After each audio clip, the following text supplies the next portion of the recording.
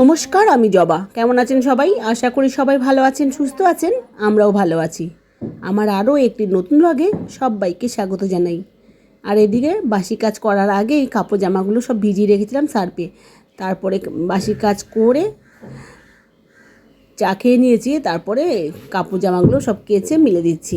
এরপরে একে একে সব রান্নাবান্না করতে হবে। তো যাই হোক, দুপুরের রান্নাটা করতে হবে। সকালের রান্নাটা করেই নিয়েছি। সকালবেলা শাক ভাজা আর ডাল করে নিয়েছিলাম, আর ভাতে আলু সিদ্ধ দিয়েছিলাম। তো ওটা খেয়ে আপনাদের দাদাভাই চলে গেছে স্কুলে।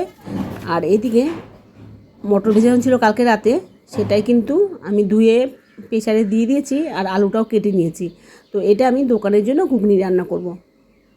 আর এদিকে আপনাদের দাদাভাই সে মাছও রেখে গেছে, কারণ হচ্ছে আজকে হচ্ছে শনিবার, আজকে মাছটা খাবো, আবার কালকে হতে নিরামিষ রবিবারে। যাই হোক, মাছটা আমি ভালোভাবে ধুয়ে নিয়েছি। আর এদিকে পেঁয়াজ, রসুন আর আলুটাও কেটে নিয়েছি। তো আগে একদম কাটাকুটি করে, ঘরে যেহেতু গ্যাস শেষ হয়ে গেছে, সেই দোকানে গিয়ে আবার রান্না করতে হবে।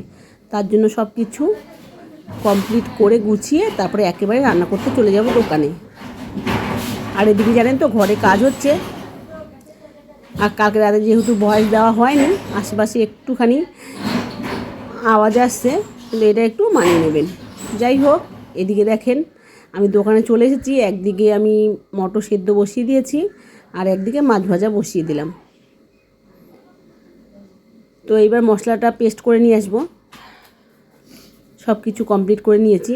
তো এদিকে দেখেন আমার আলুগুলো ভেজে নিয়েছিলাম প্রথমে, তারপরে মশলা কষিয়ে আলুটা আবার দিয়ে দিয়েছি। এবার এদিকে আন্দাজ মতন জল দিয়ে দেবো, কারণ হচ্ছে একটু মাখা মাখা রান্না হবে। কেননা এই মাছটা এরকম, মাছটার নামটা আমি জানি না। যাই হোক, মাছটাকে কষা কষা করে রান্না করব। আর এদিকে ডাল তো করেছি। তো দেখেন কালারটা খুবই সুন্দর হয়েছে, আর আমার তো দেখেই মন ভরে গেছে।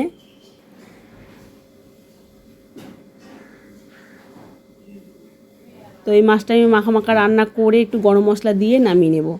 তো তারপরে আবার ঘুগনিটাও রান্না করব, কেননা ঘুগনিটা এদিকে সেদ্ধও হয়ে গেছে। যাই হোক, তরকারিটা আমার কমপ্লিট হয়ে গেল, একটু ফুটিয়ে নামিয়ে নিলেই কমপ্লিট। তো এদিকে দেখেন একদম ফুটিয়ে কমপ্লিট করে নামিয়ে নিয়েছি। তো দেখেন কেমন মাখা মাখা হয়েছে। তো বেশ হয়েছে, কালারটা দেখতেও সুন্দর হয়েছে আর খেতেও ভালো হয়েছিল। তো এবার আমি ঘুগনিটা রান্না করে নেব। তো এদিকে দেখেন ঘুগনির জন্য মশলাটা কষাচ্ছি। তো মশলাটা কষানো হয়ে গেলে ঘুগনিটা ঢেলে দেব। আর এদিকে আমার তেঁতুলটা ভিজিয়ে রাখতে হবে। আর পেঁয়াজ লঙ্কা কোচাবো বিকেলবেলা, তারপরে কিন্তু একে একে ঘুগনি বিক্রি করব আজকে। আর এদিকে চপ পেঁয়াজি সব কিছুই হবে। তো আপনাদের সাথে একদিন শেয়ার করতে হবে আমার চপ পেঁয়াজি ভাজাগুলো, কারণ হচ্ছে দোকানে অনেকটাই লোক থাকে। আর খুবই মানে কি বলবো, একদিকে হচ্ছে চপ করা, বেসন গোলা, এগুলো করতে করতে না কোনো সময় ভিডিও করাটা যায় না। যদি অন্য কেউ করে দিত তাহলে খুবই ভালো হতো। তো যাই হোক, এদিকে আমার মেয়েকে আমি ভাত দিয়ে দিয়েছি রান্নাবান্না কমপ্লিট করে। এবার আমি এদিকে দোকানটা ভালোভাবে গুছিয়ে নেব, কারণ হচ্ছে এই সামনে রান্নাবান্না করতে হয়েছে মাছের, সেটাকে ভালোভাবে সার্ফ দিয়ে পরিষ্কার করে নেব। কেননা দোকানে আবার বিকেলবেলা চা হবে যেহেতু, তার জন্য ভালোভাবে পরিষ্কার করতে হবে। আর এদিকে আমি রান্না করতে দোকানে একদমই চাই না, কারণ হচ্ছে এদিকে চা করা হয়, অনেকে নিরামিষ খেতে হয়, তার জন্য আমি ভালোভাবে সার্ফ দিয়ে পরিষ্কার করতে হবে। তো এদিকে আমার ছোটো মেয়েকে বললাম তুই চান করে পুজোটা করে নে।